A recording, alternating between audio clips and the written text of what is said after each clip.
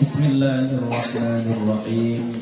Assalamualaikum warahmatullahi wabarakatuh.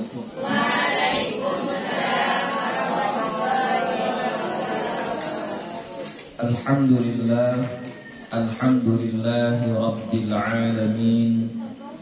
Wassalatu wassalamu ala nabiyil karim wa ala alihi wa sahbihi ajma'in. Rabbi shrah li sadri wa yassir li amri wahlul 'uqdatam min lisani yafqahu qawli. Rabbi yassir wa la tu'assir, Rabbi atmim bil khair, wa la hawla wa la quwwata illa billahil aliyyil azim. Coba ke depan, maju ke depan. Maju ke depan. Ini maju ke depan. Nanti masih ada yang datang enggak muat. Maju ke depan. Maju ke depan. Maju.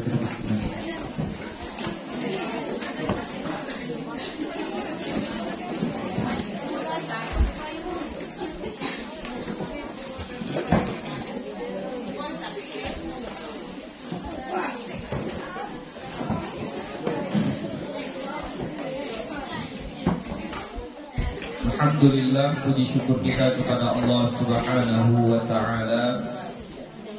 Salawat dan salam kepada Nabi Muhammad sallallahu alaihi wasallam dengan lafaz Allahumma salli wa sallim ala sayyidina Muhammad wa ala ali sayyidina Muhammad.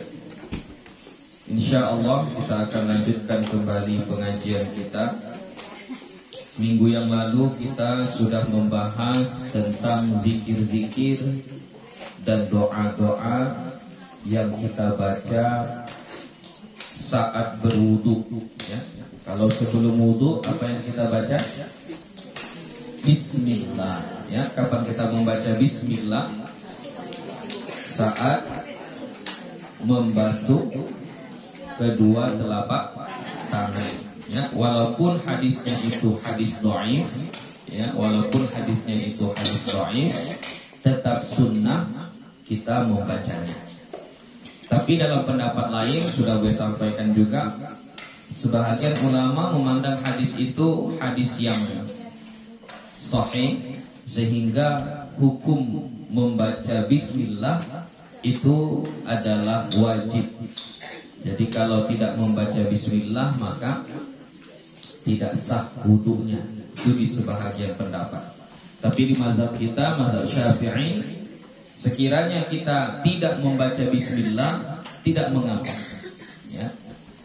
Tapi tetap mempunyai keistimewaan tertentu.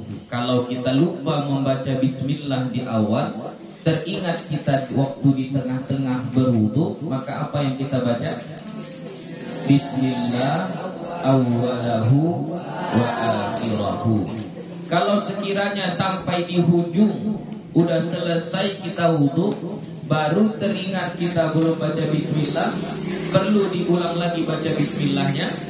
Tidak. Wudunya sah atau tidak? Sah. Ya, itu di mazhab kita. Kemudian membaca doa saat setiap membasuh atau menyapu anggota wudu itu hukumnya sunnah dan tidak ada dalilnya langsung dari Rasulullah sallallahu alaihi wasallam. Tapi ulama-ulama salaf, ulama-ulama terdahulu banyak membuat doa-doa, ya, seperti misalnya ketika kita membasuh muka, ya, apa doa ketika membasuh muka? Allahumma bayyid wajhi yauma tabyaddu wujuh wa taswaddu wujuh, ya. Doa ketika membasuh kaki, apa doanya? Allahumma tabbit qadamayya ala sirat mustaqim, ya. Jadi itu doa-doa dari ulama-ulama kita, ya, bukan dari Nabi. Kalau mau dibaca boleh, ya, boleh, silahkan, tidak mengapa. Kemudian yang sabit dari Nabi itu adalah doa sesudah berwudu. Ya, apa doanya? Pertama dengan mengucapkan syahadat, asyhadu an la ilaha illallah wahdahu la syarikalah wa asyhadu anna Muhammadan abduhu wa rasuluh. Sekurang-kurangnya sampai situ, ya. Maka kalau kita baca itu setelah kita berwudu, kita baca dua syahadat itu, maka kata Nabi, futihat lahu abwabul jannati tsamaniyah, dibukalah untuknya pintu-pintu surga yang 8 dan disilahkan memilih dari mana-mana pintu yang dia mau, ya. Itu salah satu keistimewaannya kalau kita membaca doa setelah wudu, ya. Amalan yang sangat singkat, sangat mudah, ya, tapi keistimewaannya Masya Allah. Kalau mau kita tambah lagi dengan Allahumma ja'alni minat tawwabin waj'alni minal mutatahhirin juga boleh, ya. Dengan tambah-tambahan doa yang lainnya. Banyak, ya, kemarin sudah kita baca, termasuk Allahumma firli dambi wa wassi'li fi dari wa barikli fi rizqi. Sekarang kita masuk kepada pembahasan yang lain. Bab ma yaqulu 'inda iltisalihi. Bab apa yang kita baca saat mandi, ya. Ini maksud mandi di sini tentunya adalah mandi ibadah, ya. Mandi ibadah itu tentunya mandi yang mengangkatkan hadas, ya. Mandi yang mengangkatkan hadas, yaitu hadas apa? Hadas besar, ya. Maksudnya ketika kita mandi wajib, ya. Ketika kita mandi wajib. Begitu juga ini berlaku ketika kita mandi ibadah yang lain, tapi bukan mengangkatkan hadas. Ada mandi ibadah yang lain. Apa itu? Mandi hari Jumat, itu kan ibadah juga. Mandi sebelum sholat hari raya, itu mandi ibadah juga, ya. Sunnah hukumnya kita mandi. Hari Jumat itu sunnah kita hukumnya mandi.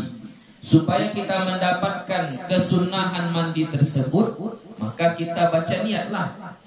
Sengaja aku mandi, misalnya mandi sebelum sholat hari raya, untuk sholat hari raya lillahi ta'ala. Sudah dapat pahala kita. Mandinya itu dapat pahala, ya. Harus diniatkan supaya dia menjadi mandi yang nilainya ibadah. Kalau tidak diniatkan, maka mandinya sama seperti mandi yang biasa, cuma menghilangkan keringat, panas di badan, atau kotoran-kotoran, hanya sekedar itu saja, tidak bernilai ibadah. Supaya bernilai ibadah tentu harus diniatkan. Yustahabbu lil mughtasili an yaqula jami'a ma dzakarnahu fil mutawaddi'i minat tasmiyati wa ghairiha. Disunnahkan lil mughtasil, bagi orang yang mandi. Jadi orang yang mandi bahasa Arabnya mughtasil, ya. Disunnahkan bagi orang yang mandi an yaqula, bahwa dia membaca jami'a ma dzakarnahu, semua yang telah kami sebutkan fil mutawaddi'i, pada orang yang berwudu, ya. Semua bacaan-bacaan orang yang berwudu disunnahkan juga dibaca untuk orang yang mandi. Jadi orang mandi bahasa Arabnya mughtasil, orang yang berwudu bahasa Arabnya mutawaddi, ya, mutawaddi, orang yang berwudu. Jadi apa saja yang disunnahkan dibaca bagi orang yang berwudu, maka disunnahkan pula untuk orang yang mandi. Minat tasmiyati, dari membaca bismillah. Jadi kalau kita mau mandi pun disunnahkan di awalnya itu kita membaca bismillah, ya. Baca bismillah di awal, kita baca bismillah. Bismillahnya bagaimana? Ya, bisa bismillah saja. Bisa juga kita baca panjang apa? Bismillahirrahmanirrahim. Ya. Disunnahkan sebelum kita mandi. Wa ghairiha, dan selainnya, selain membaca bismillah. Contohnya selain membaca bismillah itu adalah kalau kita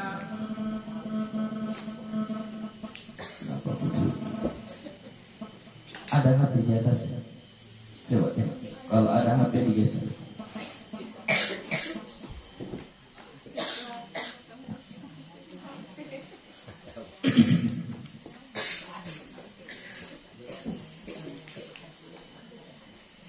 Kita baca bismillah disunnahkan.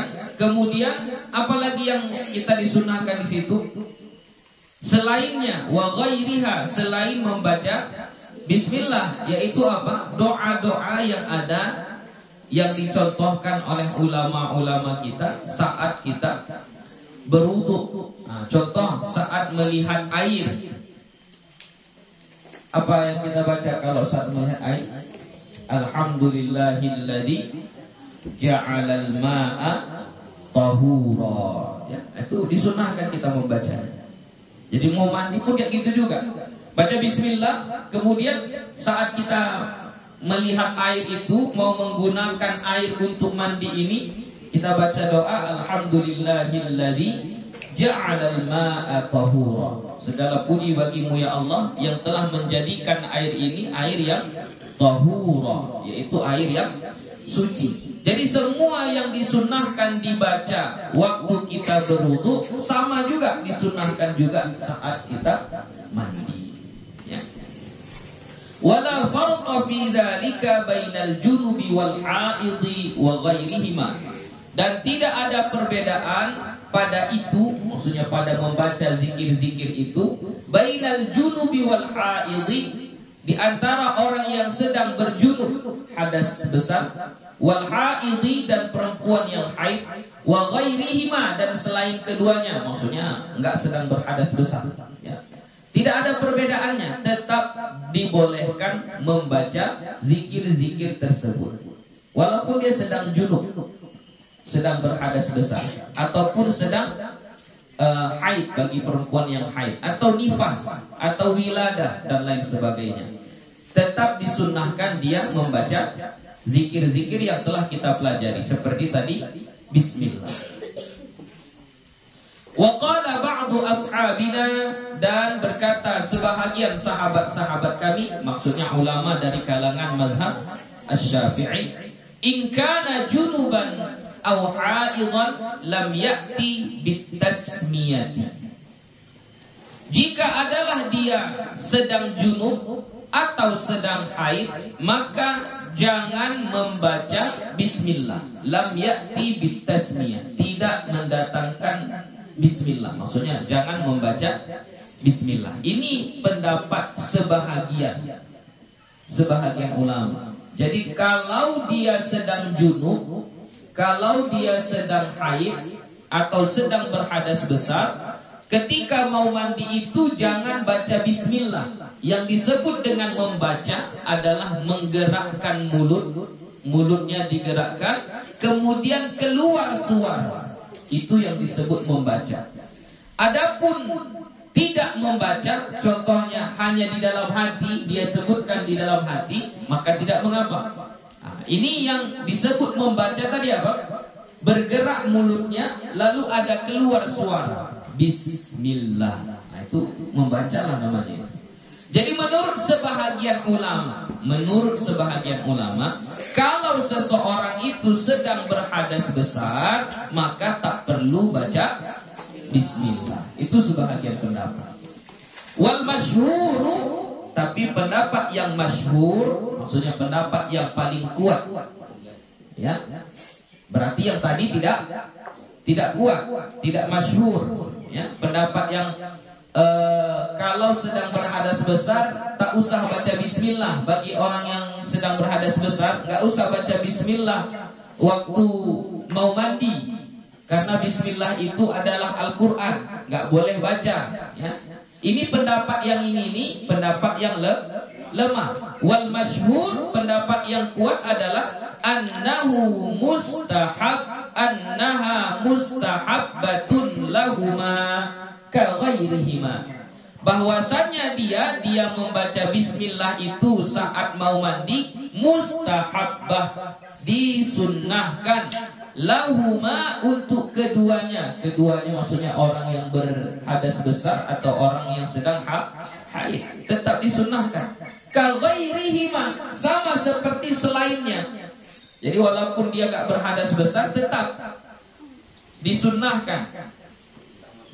Sama-sama, nggak ada bedanya. Mau dia berhadas besar, mau dia berhadas kecil, tetap disunnahkan membaca bismillah saat mau mandi. Itulah pendapat yang paling masyhur, pendapat yang paling kuat.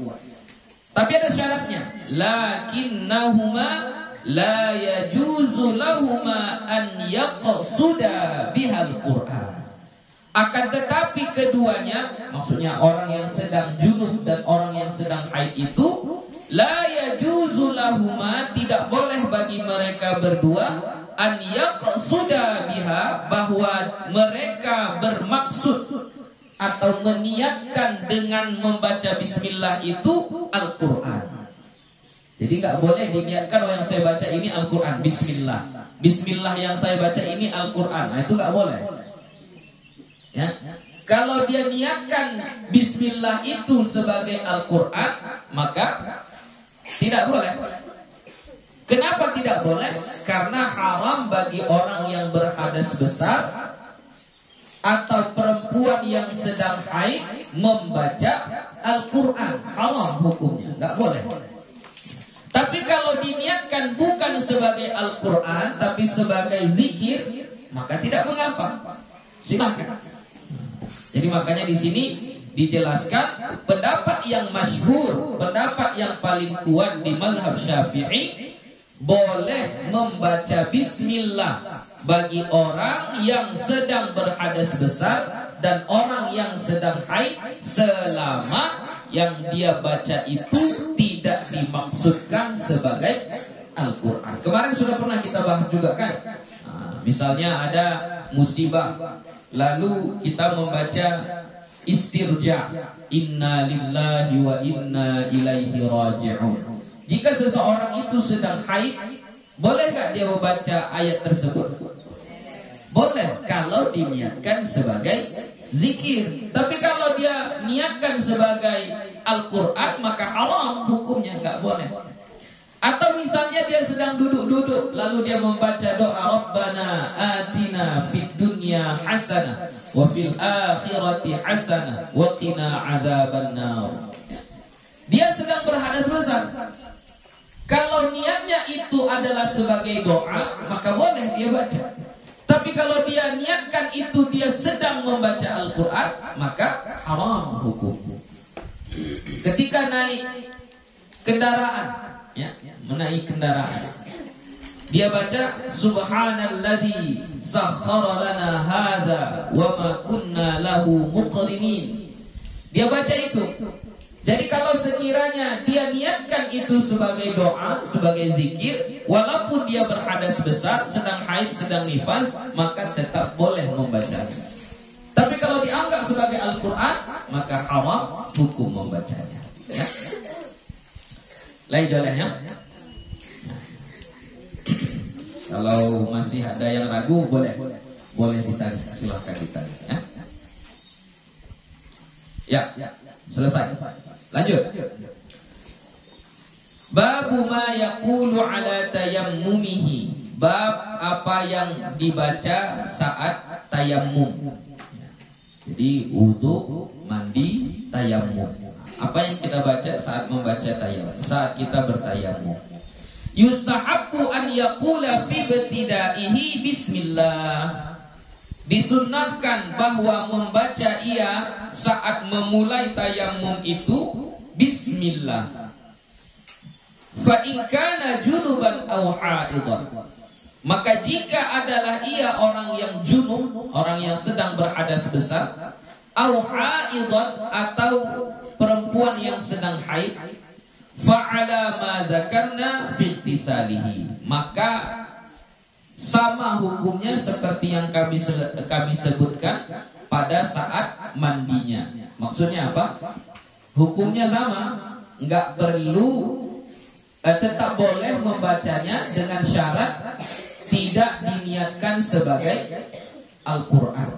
Ya, jadi dia tayamum membaca bismillah tadi tidak diniatkan sebagai Al-Quran. Ini lafaz yang paling singkat ya, baca bismillah. Kalau kita baca sampai bismillahirrahmanirrahim pun tidak mengapa. Ya, tidak mengapa, tetap boleh. Wa amma tasyahhudu ba'dahu wa baqi dzikril mutaqaddim fil wudu'i wad du'a'i 'ala al-wajhi wal kaffaini falam ara fihi syai'an li ashabina wala ghairihim. Dan adapun tasyahud sesudahnya, apa tasyahud sesudahnya itu? Asyhadu an la ilaha illallah wahdahu la syarikalah wa asyhadu anna Muhammadan abduhu wa rasuluh. Maksudnya kita membaca tasyahud setelah tayammum. Wa baqi dzikril mutaqaddim, dan zikir-zikir yang telah terdahulu ya. Contoh, Allahumma ighfirli dambi wa wasi'li fi dari wa barik li fi rizqi, atau Allahumma ja'alni minat tawwabin wa ja'alni minal mutatahhirin, atau subhanak, dan seterusnya. Zikir-zikir yang telah terdahulu disebutkan fil wudu'i, pada wudu, wa du'a, dan doa, alal wajhi wal kaffaini, atas wajah dan kedua telapak tangan. Maksudnya doa-doa yang kita baca saat berwudu. Kalau untuk tayamum kan anggota yang dipergunakan kan hanya dua. Apa? Muka dan tangan. Jadi doa yang kita baca untuk muka dan tangan ketika wudu itu juga kita baca ketika tayamum. Kayak mana? Boleh, boleh, enggak apa-apa. Falam ara fihi syai'an, maka saya tidak melihat apapun di situ. Maksudnya enggak ada kesalahan. Boleh. Bagaimana kita membacanya ketika wudu, begitu juga kita baca ketika tayamum, enggak ada salahnya, kata Imam Nawawi. Falam ara fihi syai'an li ashabina wala ghairihim. Enggak ada kesalahannya, baik menurut sahabat-sahabat kami ataupun selain mereka. Boleh-boleh saja. Wadh-dhahiru anna hukmahu ala ma dzakarna fil wudu. Dan yang zahir ya, hukum zahirnya bahwasannya hukum membaca bismillah, zikir, doa dan yang sebagainya ala ma dzakarna, atas apa yang telah kami sebutkan fil wudu, pada wudu. Jadi sama, apa yang kita baca waktu wudu itu juga lah yang kita baca waktu tayammum. Kenapa? Fa inna tayammuma taharatun kal wudu'i. Maka sesungguhnya tayammum itu dia bersuci juga sama seperti wudu. Jadi sama, enggak ada bedanya. Apa yang kita baca saat kita wudu, kalau kita baca pula saat kita tayammum, boleh.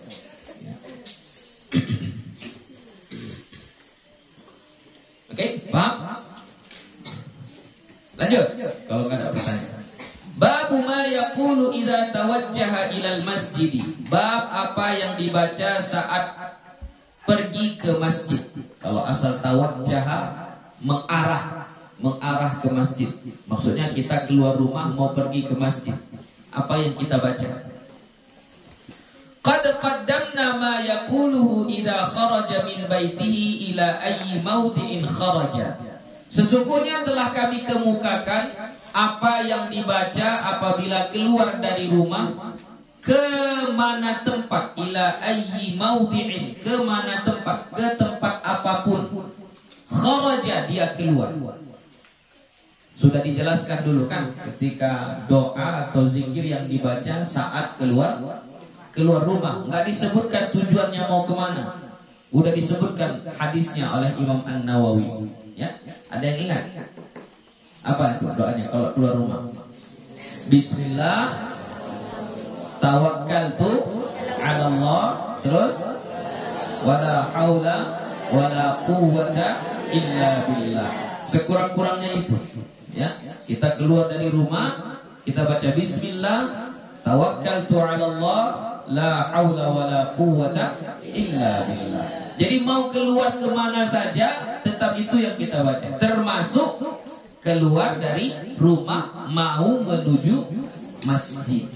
Ya, ditambah dengan doa-doa yang sudah kita pelajari. Jadi nggak usah kita ulangi lagi karena sudah pernah dulu kita baca ya, kita pelajari. Wa idza kharaja ilal masjidi fayustahabbu ayyadumma ila dzalika. Dan apabila keluar ia ke masjid, maka disunnahkan an yadumma ila dzalika, bahwa dia mengumpulkan kepada itu. Maksudnya apa yang sudah ada itu nanti kita tambahi dengan hadis yang ada di sini. Nanti ada tambahannya dari hadis ini. Ya. Apa itu yang mau kita tambahkan? Mau kita kumpulkan dengan doa yang umum keluar dari rumah. Ma rawainahu fi sahih Muslim fi hadits Ibnu Abbas radhiyallahu anhuma, apa yang kami riwayatkan di dalam kitab Sahih Muslim pada hadis yang diriwayatkan oleh Ibnu Abbas radhiyallahu anhuma, fi mabitihi, saat dia bermalam, fi baiti khalatihi Maimunah radhiyallahu anha, di rumah khalatihi, bibinya. Ya, bibinya Maimunah, nama bibinya Maimunah radhiyallahu anha.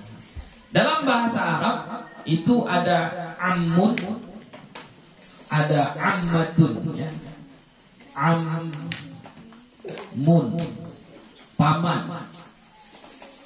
Kemudian kalau perempuan ammatun, ammah.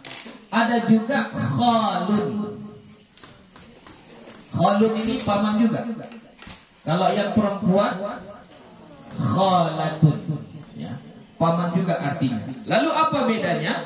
Bedanya kalau ammun itu adik atau abang dari ayah, itu ammun. Nah, kalau kita apa namanya?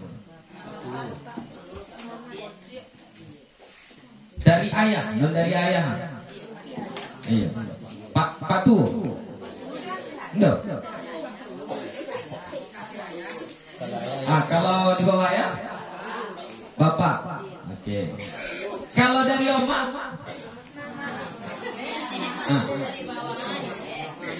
Enggak, yang laki-laki juga. Laki-laki misalnya abang ayah saya. Apa maksudnya? Mama. Kalau adiknya? Bapak. Hah? Mama juga. Kalau yang misalnya abang emak saya, apa namanya? Berarti sambung kan? Nah, kalau bahasa awak sambung. Nak dari ayah, nak dari emak itu kalau enggak mama, bapak, kan begitu kan? Nah, kalau lelaki, kalau dan pedusi, ete atau amin, kan begitu kan? Kalau dalam bahasa Arab tidak. Kalau bahasa Arab berbeda. Kalau dia dari ayah, kalau laki-laki ammun namanya. Kalau dia perempuan ammah namanya. Tapi kalau dari ibu itu namanya khalun. Nah, itu adik-beradik ibu. Kalau yang adik-beradiknya perempuan namanya khalatun, khalah. Itu perbedaannya. Ya. Jadi ada ammun, ada khalun. Ya, itu perbedaannya dalam bahasa Arab. Jadi di sini Abdullah ibnu Abbas dia bermalam di rumah khalah.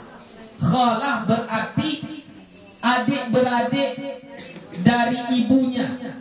Ya, namanya Maimunah. Maimunah. Maimunah. Maimunah ini istri Nabi. Maimunah ini adalah istri Nabi. Ya, Maimunah ini adalah istri Nabi. Jadi Abdullah bin Abbas itu apa Nabi? Apa? Abdullah bin Abbas itu? Hah?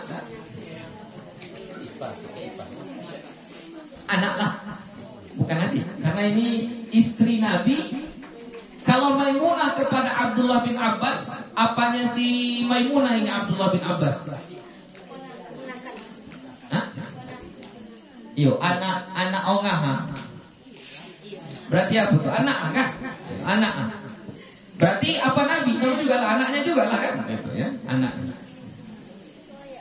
Tapi kalau ukuran paling dekat, mana paling dekat? Antara Ammun dengan Khalun, mana yang paling dekat? Mana yang paling dekat? Antara Ammun dengan Khalun, mana yang paling dekat? Salah, yang paling dekat Ammun. Dari urutan ayah yang paling dekat. Ya, dalam ilmu faraid, ilmu pembahagian harta waris, Khal ini nggak dapat ini pembahagian warisan. Khal itu nggak dapat.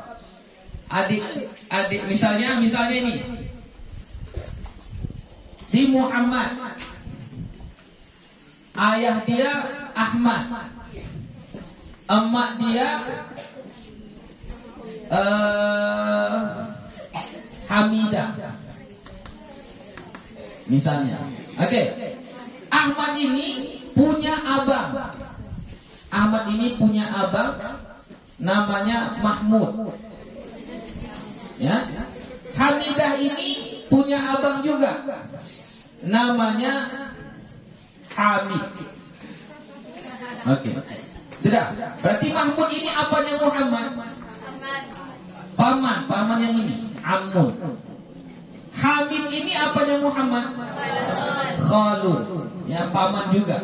Kalau dia meninggal, mana yang mendapat warisan? Ya, kalau ini pasti dapat lah, orang tuanya. Mana yang mendapat warisan? Mahmud ini masuk bagian ahli waris. Ini si Hamid ini nggak dapat. Ya, nggak dapat. Begitu hukum ilmu waris di dalam agama Islam. Kalau sudah ada yang mengantarai antara si mayit dengan orang tadi perempuan, udah diantarai perempuan, maka yang diantarai itu nggak dapat. Ini antara si Mahmud dengan si Hamid, yang mengantarainya siapa? Hamidah laki-laki perempuan, maka ini nggak dapat. Nah, begitu hukum ilmu faraid, pembagian harta waris. Inilah jadinya. Kalau ini kan Muhammad, ayahnya si Ahmad. Ahmad ini punya abang atau punya adik. Nah, maka ini dapat. Sekiranya perempuan pun di sini tetap dapat. Kenapa? Karena yang mengantarainya laki-laki. Tapi kalau yang mengantarainya perempuan, nggak boleh, nggak dapat. Gitu. Contoh ini, misal. Ahmad dan Hamidah ini anaknya ada dua. Satu Muhammad, satu lagi kita buat namanya Fatimah. Oke? Oh, 3 lah kita buat anaknya. Satu lagi kita buat namanya si Nasir. Oke, ya. Nasir menikah, punya anak, namanya Mansur. Ya. Si Fatimah nikah, punya anak, namanya kita buat si siapa lagi?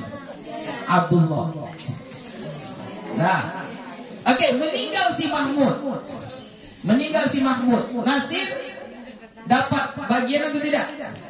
Ini Nasir siapa nih tadi? Abangnya. Abang ini kan anak siapa ini? Anak si Ahmad dengan si Hamidah ada 3. Muhammad, Nasir sama Fatimah. Meninggal si Muhammad, Nasir dapat atau tidak? Dapat, saudaranya. Ya kan, saudaranya, entah abangnya entah adiknya. Si Fatimah dapat enggak? Dapat. Kenapa? Saudaranya. Yang meninggalkan si Muhammad. Si Fatimah dapat. Oke. Si Nasir ini punya anak. Berarti siapa si Muhammad ini? Keponakannya. Dapat enggak kira-kira ini? Ini dapat. Si Fatimah punya anak. Dapat nggak ini? Kenapa enggak? Di antara perempuan. Nama? Sama-sama dekat, tapi yang ini nggak dapat. Nah, begitu cara pembahagian ahli waris. Ya. Tapi jangan rugilah kalau yang dari perempuan. Oh enggak. Kalau yang ini dia dapat bahagian ahli waris. Bahagian ahli waris itu setiap orang yang berhak mendapatkan warisan belum tentu dapat. Ya, setiap orang yang berhak mendapatkan warisan belum tentu dia dapat. Nanti yang ujung-ujungnya dapat cuma beberapa orang aja itu. Contoh misalnya kayak gini, Muhammad Nasir Mansur. Kalau hidup ini semua, Mansur ini dapat atau enggak? Enggak dapat. Kenapa? Karena ayahnya masih ada. Si Mansur enggak dapat. Ya. Tapi kalau si Nasir udah meninggal, maka si Mansur dapat. Jadi dia statusnya saja, statusnya dia ahli waris namanya. Statusnya dia ahli waris, gitu. Kalau yang ini mau hidup Fatimah atau enggak hidup Fatimah, si Abdullah tetap enggak dapat. Berarti rugilah Buya yang ini. Oh enggak, dia punya keistimewaan ini. Apa salah satu keistimewaannya? Sekiranya si Muhammad ini berwasiat, kalau saya meninggal kasih 50 juta dari harta saya kepada Abdullah. Boleh? Boleh. Tapi kalau dibilangnya kalau saya meninggal dunia kasih uang saya 50 juta ke si Mansur, enggak boleh. Batal wasiatnya. Wasiat tidak boleh diberikan kepada ahli waris, enggak boleh. Enggak sah wasiatnya. Tapi kalau kepada orang lain yang bukan ahli warisnya, contoh si Abdullah, kan bukan ahli warisnya. Jadi kalau dia berpesan si Muhammad ini, kalau saya meninggal dunia, kasih ke si Abdullah uang dari harta warisan saya itu 50 juta. Sah wasiatnya. Sebelum dibagi kepada ahli waris semuanya, wajib dikeluarkan 50 juta untuk Abdullah dulu. Begitu ya. Jadi tetap ada keistimewaan. Kalau isi hamil itu minta ahli waris berdosa atau siapa mau minta? Siapa mau minta? Yang si hamil. Ini dia meminta. Bukan dapat tapi dia minta. Duh lihat, kalau meminta dari pembahagian, aku nak masuk, aku dibagi. Anda lihat. Haram makan apa? Iya, karena bukan hak dia. Tapi kalau sekiranya udah dibagi, misalnya udah dibagi, lalu dimintanya dari si Hamidah ini, dari kakaknya, Kak, mintalah aku bahagian dari yang dibagi si Muhammad meninggal kemarin, kasihlah aku. Dikasih sama Hamidah ini boleh, nggak apa-apa. Karena itu bukan punya si Muhammad lagi, sudah punya si Hamidah. Tapi kalau statusnya masih punya si Muhammad yang meninggal dunia tadi, lalu dia minta jatah, nggak boleh. Karena di situ tidak ada bagian dia, tidak ada bagian dia. Itu cara membagi warisan. Ada namanya satu ilmu dalam agama kita namanya ilmu faraid. Ilmu faraid itu termasuk ilmu yang pertama nanti dicabut dari dunia ini. Nggak ada orang tahu lagi tentang faraid. Maka insya Allah kita di pesantren kita ini kita pelajari faraid. Nanti pun di pengajian kita mungkin setelah ini atau kapan nanti kita pelajari tentang faraid, ya, biar jangan terlalu cepat dicabut. Ya. Iya. Kalau seandainya sepakat tidak menurut faraid, sepakat dibagi sama banyak, sah gimana hukumnya? Sepakat tidak dibagi secara ilmu faraid, sah boleh hatindo, itu. Ya. Oke, kalau guru saya dulu mengatakan sekiranya seseorang sepakat, ya, untuk tidak membagi harta tersebut dengan cara ilmu faraid, boleh atau tidak? Kata guru saya tidak boleh. Kecuali dibagi dulu, setelah dia tahu berapa bahagian dia, Ya udah tahu semua masing-masing, si fulan dapat sekian, si fulan dapat sekian, si fulan dapat sekian. Udah dibagi dulu, kemudian dikumpulkan lagi. Baru dibagi rata, maka boleh. Tapi kalau langsung dibagi tanpa diketahui bahagian dia berapa, maka kata guru saya tidak boleh. Walaupun ada sebahagian ulama yang membolehkan. Tapi kalau guru saya mengatakan tidak boleh. Kenapa? Karena mungkin dianya mau karena belum tahu bagian dia berapa. Ketika dibagi secara ilmu faraid, tahu dia rupanya bahagian dia 2/3. Dari harta itu bagian dia 2/3. Kalau dibagi nanti dia dapat 1/8 cuma. Wah, rugi besar lah dia. Kan gitu. Ya. Jadi dibagi dulu secara ilmu faraid, ya. Setelah tahu bahagian dia, oke, kita kumpulkan kembali. Berarti kalau udah dikumpulkan lagi, itu harta si mayit atau tidak? Bukanlah, kan udah dibagi. Bukan harta si mayit lagi. Mau kita bagi rata boleh? Boleh. Mau kita kasih ke satu orang boleh? Boleh. Asal sama-sama ridho, sama-sama suka, sama-sama sepakat, sama-sama setuju. Itu. Tapi memang mulai ulama yang membolehkan. Kalau katanya sudah sepakat, nggak dibagi secara ahli waris, secara ilmu faraid pun boleh. Kalau sudah sepakat, itu sebahagian ulama. Tapi kalau saya mengikut pendapat guru saya mengatakan tidak boleh kecuali setelah dibagi. Begitu. Ya. Mereka sudah tahu ilmu faraid itu begini. Cuma dengan mungkin didikan orang tua yang bagus, dia udah, ayo kita bagi aja sama rata. Iya. Iya, maksud dia tahu ilmu faraid itu, Bu, belum tentu dia tahu bahagian dia berapa. Ada orang belajar ilmu faraid, misalnya saya sudah belajar ilmu faraid. Kalau belum saya bagikan, belum saya kalkulasikan, saya belum tahu bagian saya berapa. Belum tahu saya gitu. Jadi dia harus dibagi dulu. Walaupun kita udah belajar, bagi dulu supaya tidak ada penyesalan nanti di situ. Ya, nanti wah rugi besar saya ini gitu nanti kan. Jadi selama dia sudah tahu bahagian dia, redha dia untuk dikumpulkan lagi lalu dibagi rata, maka tidak mengapa. Tapi kalau sekedar dia tahu ilmu faraid cara membaginya seperti ini, tapi dia belum tahu bahagian dia berapa, maka itu tidak boleh. Dan yang harus kita pahami, yang dimaksud dengan ahli waris itu tidak sekedar anak dan orang tua. Banyak di antara kita yang menganggap ahli waris itu hanya anak dan orang tua. Padahal ahli waris itu banyak. Anak, orang tua, baru kakek nenek, apalagi paman, bibi, keponakan, ya, sepupu, anak sepupu, itu semuanya adalah ahli waris. Jadi itu harus dikumpulkan semuanya.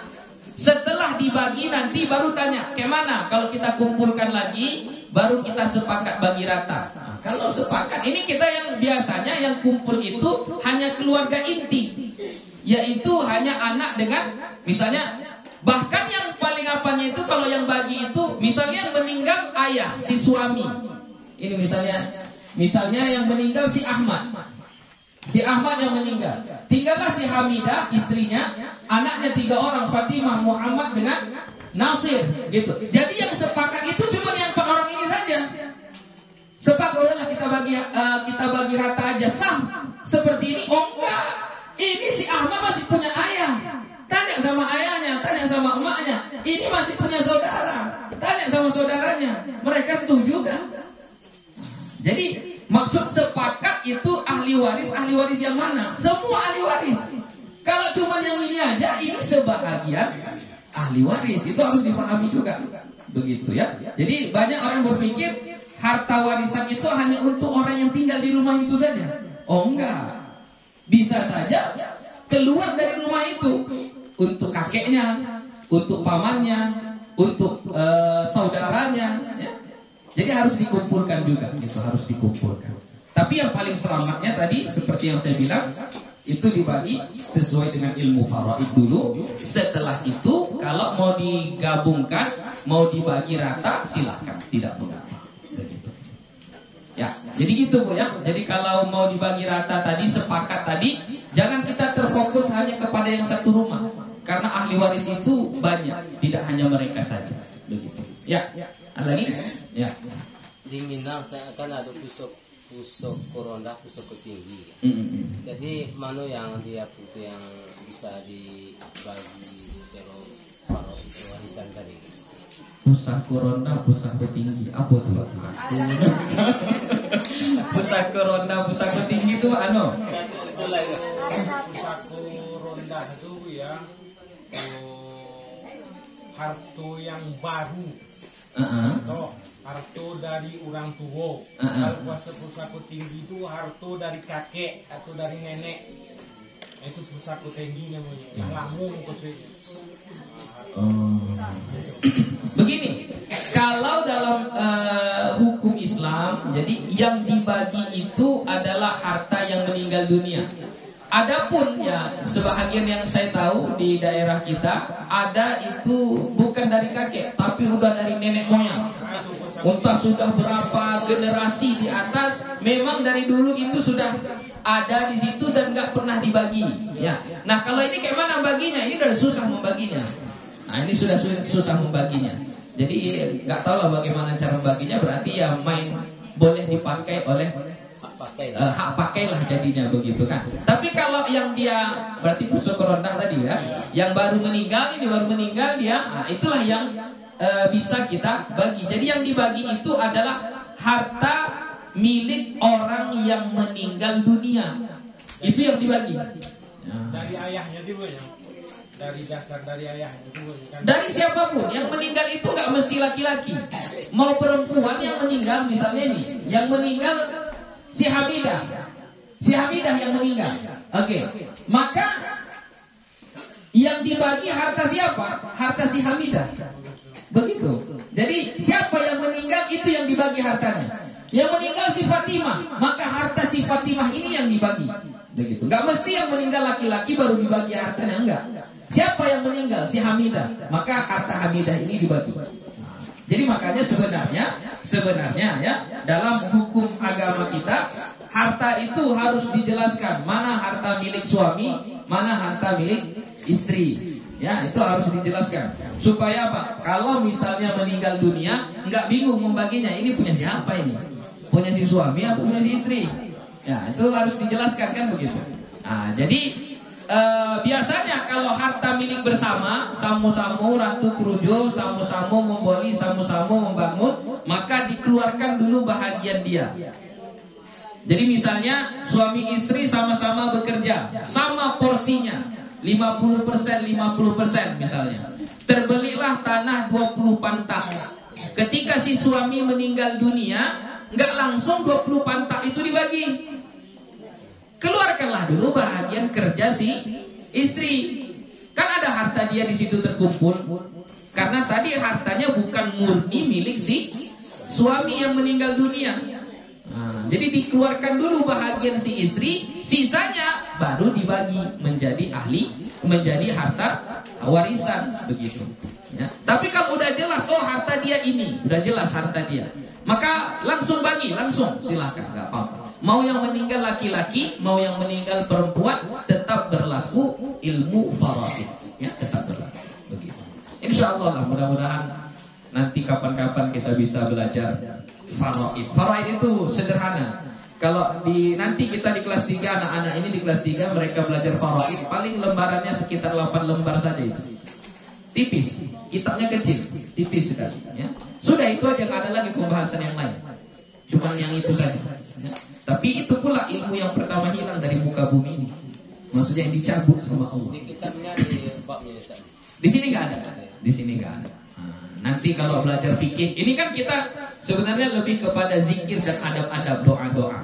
Tidak kita fikih, cuman Imam An-Nawawi sedikit-sedikit memasukkan pembahasan tentang fikih. Gitu. Ya. Kalau misalnya kita belajar matan ghayah wa taqrib, itu ada babnya, bab tentang ilmu faraid ada. Gitu.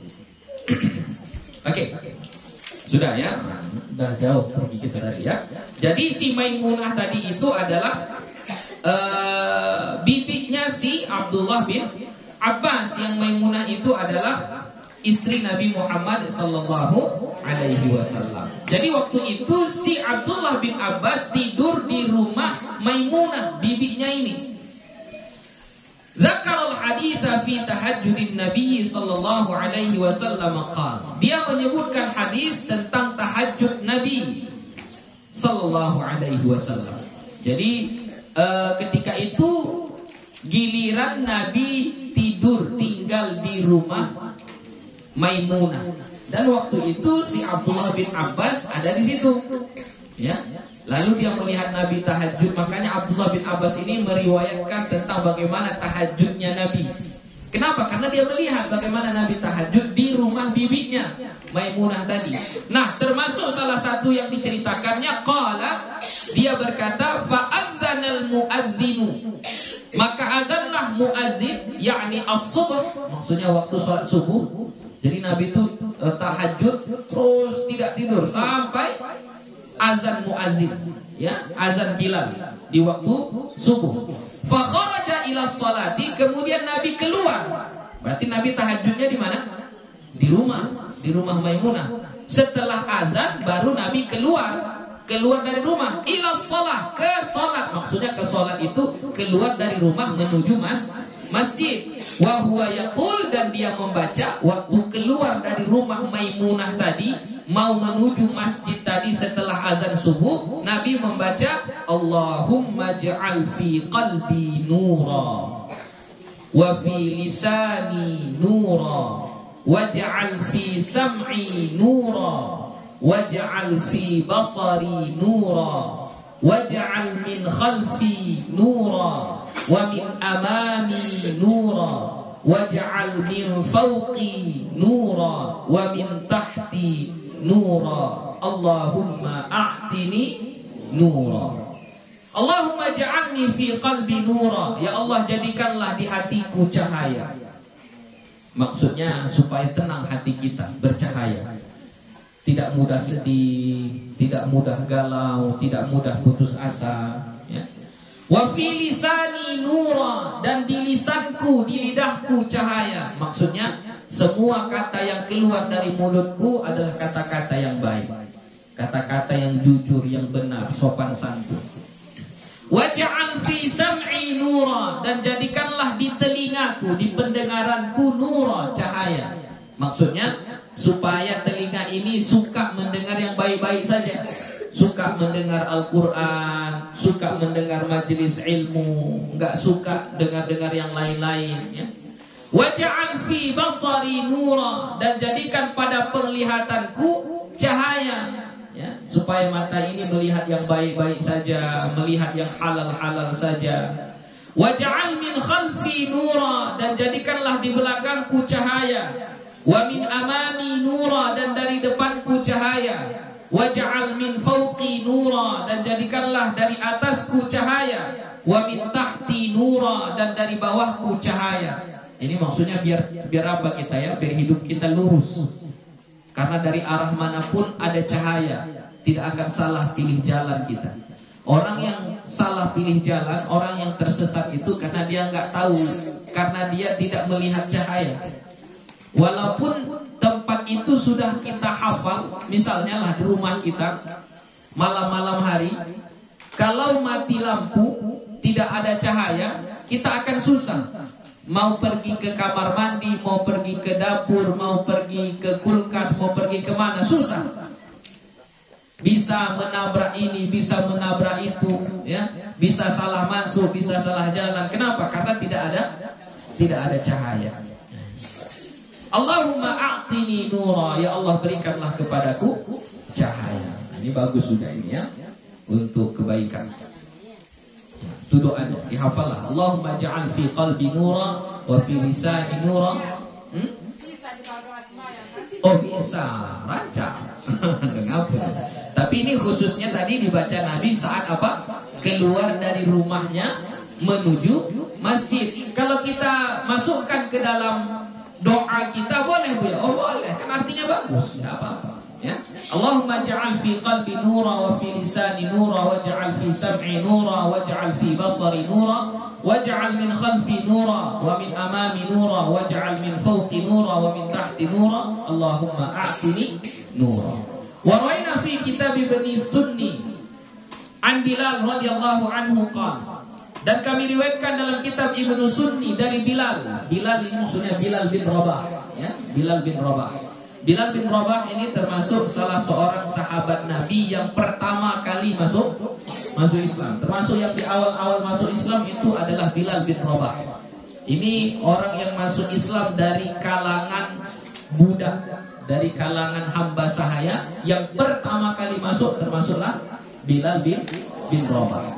Bilal bin Rabah termasuk salah seorang sahabat yang berani menampakkan keislamannya, padahal waktu itu dakwah masih dakwah sembunyi-sembunyi. Nabi kalau berdakwah belum terang-terangan, ya, belum menampakkan ke masyarakat Makkah ketika itu, masih sembunyi-sembunyi, diam-diam. Tapi Bilal bin Rabah termasuk salah seorang sahabat yang berani menampakkan keislamannya. Saya pengikut Nabi, yang saya sembah adalah Allah, bukan patung. Ini Bilal bin Rabah, walaupun statusnya seorang budak, seorang hamba, ya. Maka Bilal bin Rabah ini adalah salah satu orang yang sangat dicintai Nabi. Bahkan dalam satu hadis itu yang masyhur, sering kita dengar dibaca oleh guru-guru kita, bahwasanya bunyi terompah Bilal itu sudah didengar Nabi, sudah kedengaran sama Nabi di dalam surga, ya. Ditanya sama Nabi, apa yang kau amalkan wahai Bilal? Apa kata Bilal? Tidak ada satu wudhu pun yang tidak saya gunakan untuk mengerjakan sholat. Jadi setiap dia berwudhu, setelah wudhu dia sholat. Setiap dia berwudhu, setelah wudhu dia sholat. Nah, itulah yang disebut dengan ulama kita dengan sebutan sholat sunnah wudhu, ya, sholat sunnah wudhu. Nah, Bilal ini adalah muazzin pertama Nabi. Muazzin, tukang azannya Nabi yang pertama adalah Bilal bin Rabah. Ketika Nabi meninggal dunia, dia tidak pernah azan lagi. Ketika Nabi meninggal dunia, walaupun dalam sebagian riwayat pernah sekali, ya. Jadi ketika Nabi meninggal dunia, dia pun pindah dari Madinah. Nggak sanggup lagi dia di situ. Saking sayangnya dia sama Nabi kita. Pada satu saat dia pulang ke Madinah, diminta untuk azan, lalu dia azan. Ketika dia azan, semua penduduk Madinah menyangka Nabi masih hidup. Wow. Kenapa? Karena dia hanya azan ketika Nabi hidup. Jadi tahu orang kemana azannya si Bilal. Keluar semua orang Madinah, pergi ke masjid karena mendengar azannya Bilal. Tapi gak sampai selesai dia azan, gak sanggup, karena teringat kepada Nabi Muhammad Sallallahu Alaihi Wasallam. Panjang cerita Bilal, tapi gak cukup waktu kita, ya.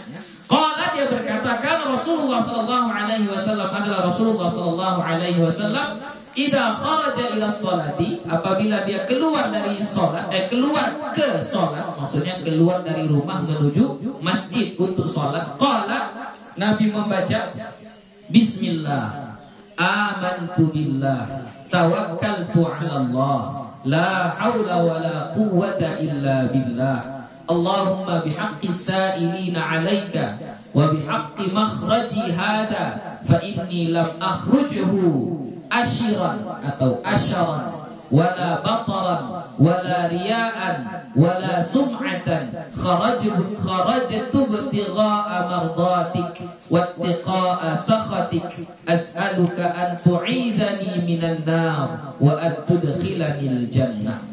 Ini hadisnya hadisun dhaif, hadisnya hadis dhaif, ya. Tapi kalau mau diamalkan enggak apa-apa, ya. Kan di awal sudah dijelaskan sama Imam An-Nawawi, mengamalkan hadis yang dhaif untuk fadailul amal enggak apa-apa, boleh, ya. Bismillah, amantu billah, aku beriman kepada Allah, tawakkaltu 'ala Allah, aku bertawakal kepada Allah, la haula wala quwwata illa billah, Tiada daya dan kekuatan kecuali dengan Allah. Allahumma bihaqqis sa'ilina 'alaika, ya Allah, dengan hak orang-orang yang memohon kepadamu.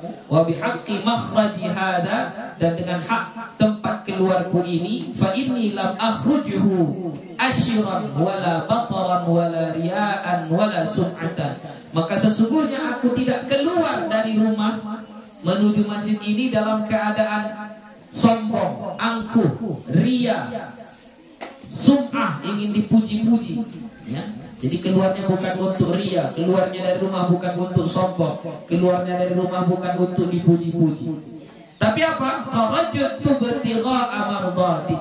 Aku keluar dari rumahku untuk mencapai ridhamu, mencari ridhamu.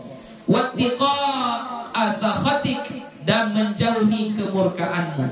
As'aluka an tu'idani minan nar. Aku memohon kepadamu bahwa engkau jauhkan aku dari neraka. An tu'idani minan nar. Engkau jauhkan atau engkau pelihara aku dari neraka. Wa an tudkhilanil jannah, dan bahwa engkau masukkan aku ke dalam surga. Ya, hadisun dhaif. Hadisnya ini hadis dhaif. Ya, tapi boleh diamalkan. Kenapa dhaif? Nah, ini dijelaskan oleh Imam Nawawi sedikit. Ahadu ruwatihi al-Wazi' bin Nafi' al-Uqaili. Di dalam di dalam salah satu perawi hadis ini ada yang bernama Wazi' bin Nafi'. Ini wa huwa muttafaqun ala dha'fihi. Sepakat semua ulama atas kelemahan dia ini. Al-Wazi' ini termasuk yang lemah. Wa annahu munkarul hadis, dia termasuk yang meriwayatkan hadis yang mungkar. Ya, berarti hadisnya termasuk hadis yang parah, status dhaifnya dhaif yang parah gitu ya. Tapi tetap boleh mengamalkannya karena doa kan, doa enggak ada masalah. Nah, kayak tadi kan doa keluar dari rumah, kita buat doa di dalam sholat, boleh enggak apa-apa ya, karena doa. Wa rawaina fi kitab Ibnu Sunni ma'nahu, dan kami riwayatkan juga di dalam kitab Imam Ibnu Sunni ma'nahu, sama seperti itu juga, sama juga. Tapi riwayat dari yang lain, min riwayat Atiyah al-Aufi, dari riwayat Atiyah al-Aufi, bukan dari riwayat Wazi' bin Nafi' tadi ya, dari riwayat Atiyah al-Aufi. An Abi Sa'id al-Khudri radhiyallahu anhu, dari sahabat Nabi Abu Sa'id al-Khudri radhiyallahu anhu, an Rasulullah sallallahu alaihi wasallam, dari Rasulullah sallallahu alaihi wasallam. Wa Atiyah aidan dhaifun, dan Atiyah juga masuk dalam kategori yang dhaif. Ya, Atiyah juga termasuk dalam kategori yang dhaif.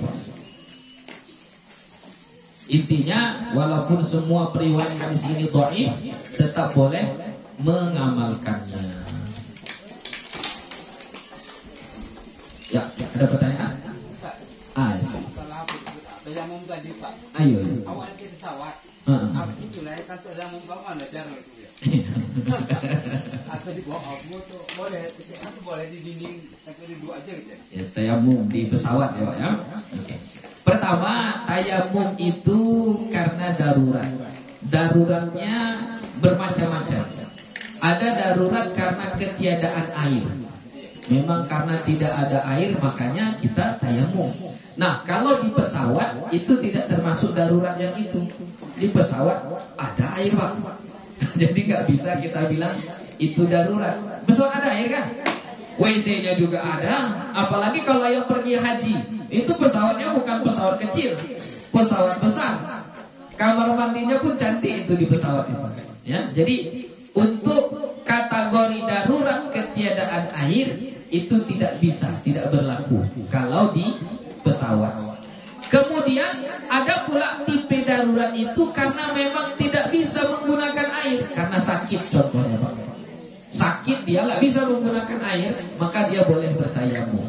Atau tipe daruratnya itu karena syiddatil bard, karena sangat dingin, sangat dingin.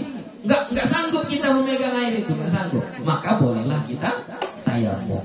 Nah, jadi kalau bagi kami, kalau di pesawat belum termasuk darurat untuk tayamum Pak. Apalagi sekarang itu, entah pula di Indonesia ya. Kalau di Malaysia mereka sudah menyediakan botol air semprot, botol air, tapi bisa disemprot. Jadi misalnya kalau kita mau wudhu tinggal semprot, karena ada Ini basuh tangan kita, basuh muka, semprot lagi, basuh tangan.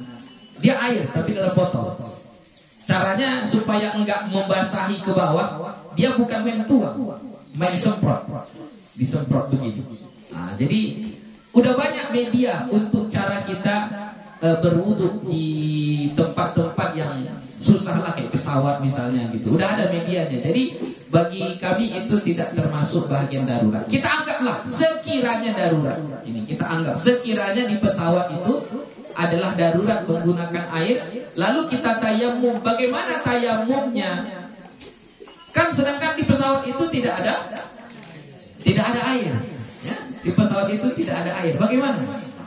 Jadi yang dibolehkan kita tayamum itu adalah menggunakan apa? Turab, tanah. Jadi debunya itu debu tanah. Jadi tanah kita kumpulkan. Nah, debu yang di atas tanah itulah yang kita gunakan untuk tayamum. Adapun debu yang ini kalau kita lihat berdebu ini. Contohnya lah, kalau rumah kita ada masuk secercah cahaya bolong, nampak nggak itu? Ada terbang-terbangan kayak gitu. Berdebu ini, cuma bukan debu yang itu, bukan debu yang itu. Tapi itu pernah dibahas. Kalau mungkin masih ingat anak-anak gue sekalian, waktu kita belajar kitab Safinatun Najah, itu sudah dibahas dulu. Kalau sekiranya seseorang itu tinggal di antara langit dan bumi, mengapung-apung dia di antara langit dan bumi, kayak mana cara sholatnya? Dia di antara langit dan bumi, enggak di bumi, enggak di langit, di antara-antaranya, kayak di pesawat lah, di antara-antaranya. Itu udah dikaji sama ulama kita dari zaman dulu. Padahal dulu belum ada pesawat. Kayak mana dia sholatnya? Kalau di situ dijelaskan sholatnya sholat li hurmatil waqt. Sholat hanya sekedar untuk menghormati waktu. Jadi nggak tayamum dia. Jadi nggak tayamum. Kenapa? Karena nggak ada debu. Nggak ada debu gitu. Ya. Memang ada sebagian ulama yang bolehkan berhusnuzon saja di setiap dinding ini ada debunya. Ginikan saja ke debunya, ke apa, ke dindingnya atau ke tempat duduk itu ya, diginikan saja itu ya. Itu ijtihad, Pak. Ijtihad. Nah, kalau kami pribadi tidak mengikuti pendapat itu, lebih baik kita sholatnya dihormati waktu saja, untuk menghormati waktu. Tidak ada tayamum di situ. Kenapa? Karena satu lagi, udahlah medianya bukan debu dari tanah langsung. Kemudian siapa yang bisa memastikan debu yang menempel di tempat duduk itu suci? Pernah dicuci orang itu apa? Kursinya itu jarang itu, Pak, nggak dicuci itu. Nah, jadi makanya kalau mau tayamum boleh. Memang ada ulama mu'asir, ulama kontemporer yang membolehkannya. Tapi kalau saya mengikut kaji daripada guru-guru saya, di situ tidak berlaku tayamum. Karena tayamum itu harus menggunakan debu yang di tanah. Nah, bahkan kalau nanti dijelaskan lagi, debunya itu bukan debu pasir, tidak bercampur dengan kapur. Karena ada tanah yang berkapur itu, Pak. Itu sampai begitu jelasnya tentang debu tanah yang kita gunakan di tayamum itu. Gitu. Jadi kalau debu yang menempel-nempel ini, wallahu a'lam, kita nggak tahu, gitu. Tapi tetap boleh. Ada sebagian ulama yang membolehkan. Gitu. Ya, ada lagi?